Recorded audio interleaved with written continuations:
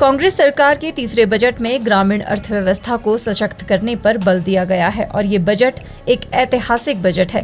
ये बात मुख्यमंत्री के मीडिया सलाहकार नरेश चौहान ने शिमला में आयोजित पत्रकार वार्ता के दौरान कही। उन्होंने कहा कि हिमाचल की 80% से ज्यादा की आबादी गांव में रहती है, जो कि रोजगार के लिए शहरों का रुख करने के लिए विवश है। बजट में मुख्यमंत्री ने गाँव वासियों के लिए कई नीतियां बनाई है, जिससे कि गाँव के लोगों को रोजगार के लिए शहर न जाना पड़े और घर द्वार पर ही उन्हें रोजगार मिल सके। उन्होंने कहा कि मुख्यमंत्री ने गाय और भैंस के दूध में भी 6 रुपए की बढ़ोतरी की है, जिसके परिणाम बहुत अच्छे रहे हैं। नरेश चौहान ने कहा कि प्राकृतिक खेती कर रहे किसानों को लाभ मिल सके, इसके लिए भी सरकार बेहतर कार्य कर रही है। वहीं युवा मंडल और महिला मंडल के लिए भी 100 करोड़ का प्रावधान किया गया है, जिसमें हर साल युवा मंडल और महिला मंडल को 6 लाख रुपए दिए जाएंगे, जिससे वे अपने गाँव में पेड़ लगाएंगे और उनका पालन पोषण करेंगे। इस योजना से जहां एक तरफ युवाओं को रोजगार मिलेगा, वहीं दूसरी तरफ नए वन भी तैयार होंगे। उन्होंने कहा कि प्रदेश के युवाओं के लिए बजट में कई तरह की नीतियां बनाई गई है, जिसमें स्वरोजगार भी शामिल है। नरेश चौहान ने कहा कि बजट में मुख्यमंत्री ने कई बड़े फैसले लिए हैं, जिसमें सभी वर्गों का ध्यान रखा गया है। खास तौर पे इस बजट को लेके जो पिछले 2 बजट भी उन्होंने प्रस्तुत किए थे, निश्चित तौर पे उसमें एक हिमाचल प्रदेश की जो अर्थव्यवस्था है, जो विकास है प्रदेश का, उसको गति देने के लिए था। लेकिन इस बार जो बजट पेश किया, इसमें खास तौर पे जो फोकस रखा गया, ग्रामीण अर्थव्यवस्था को मजबूत करना, ये पहला उद्देश्य हमारी सरकार का, माननीय मुख्यमंत्री जी का था। इसके पीछे सोच क्या है? हम उन लोगों को जो प्रदेश की 80% से ज़्यादा आबादी गाँव में रहती है, तो एक सोच है कि कुछ बदल के हमको कुछ ऐसे फैसले और ऐसी नीतियां बनानी है जिससे गांव में रहने वाले लोग रोजगार के लिए माइग्रेट ना करें, गांव से छोड़ के छोटे कस्बों की और शहर की तरफ ना आए।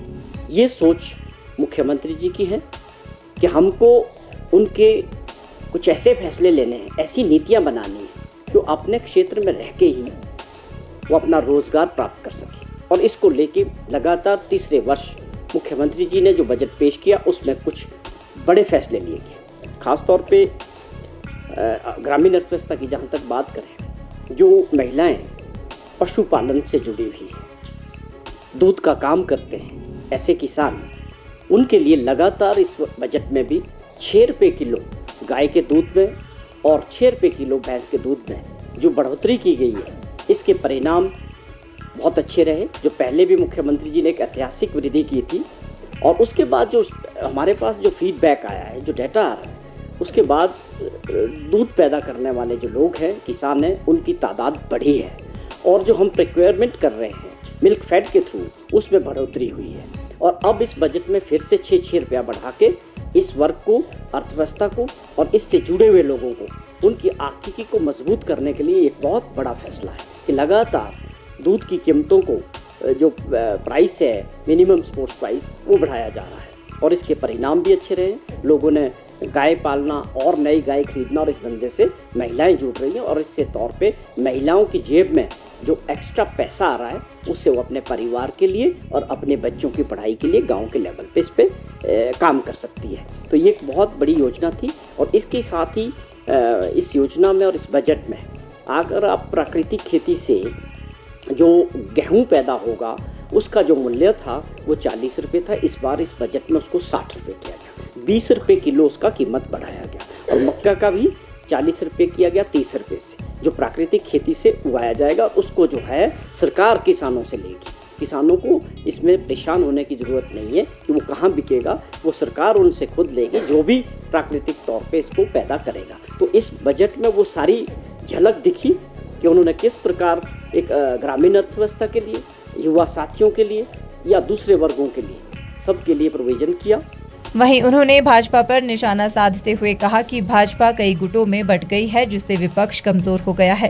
कांग्रेस सरकार ने 2 साल के कार्यकाल में 2800 करोड़ रुपए का एक्स्ट्रा रेवेन्यू जनरेट कर विकास कार्यों में लगाया है, जो अपने आप में गर्व की बात है। लेकिन भाजपा ने अपने 5 साल के कार्यकाल में विकास के नाम पर कुछ नहीं किया। विपक्ष बिल्कुल कमजोर नजर आया। उसके कारण थे कि उनके पास मुद्दे नहीं है। ये हम बार बार आपके माध्यम से भी इसका जिक्र करते हैं कि विपक्ष इतना कमज़ोर है, इतना बंटा हुआ है, भाजपा आपस में ग्रुपों में बंटी हुई है, वो दिख रहा है। अब ये सच्चाई हिमाचल प्रदेश के लोगों के सामने आ रही है। लेकिन इससे भी बड़ा मुद्दा यह है कि विपक्ष अंदर जो है बुरी तरह से पूरा टाइम दिया गया। सरकार और माननीय मुख्यमंत्री का ये कहना था कि आप जो पूछना चाहते हैं पटल के अंदर, आपके लिए खुले तौर पे हम हर चीज़ का जवाब देने के लिए तैयार हैं। लेकिन आप सभी जानते हैं, आप लोगों ने भी कवर किया कि विपक्ष के पास कोई मुद्दे नहीं रहे। हमारा 2 साल का कार्यकाल रहा। हम इसको ये कह सकते हैं कि जिन परिस्थितियों में हमारे को ये खजाना मिला था उसमें बड़ी तेज़ी से सुधार हुआ है। उसका कारण है कि मुख्यमंत्री जी के जो फैसले हैं वो ज़मीनी स्तर पे दिखने शुरू हुए। अगर 2 साल के कार्यकाल में 2800 करोड़ रुपए का एक्स्ट्रा रेवेन्यू जनरेट करके वो विकास में लगाया गया तो मैं समझता हूँ ये बहुत बड़ी एक उपलब्धि है। लेकिन दुर्भाग्यपूर्ण ये रहा कि पिछले 5 वर्ष जो माननीय जयराम ठाकुर जी का समय रहा वो दुर्भाग्यपूर्ण रहा। हिमाचल न्यूज़ 24/7 के लिए शिमला से हरदेव कुमार के साथ सपना शर्मा की रिपोर्ट। आप देख रहे हैं हिमाचल न्यूज़ 24।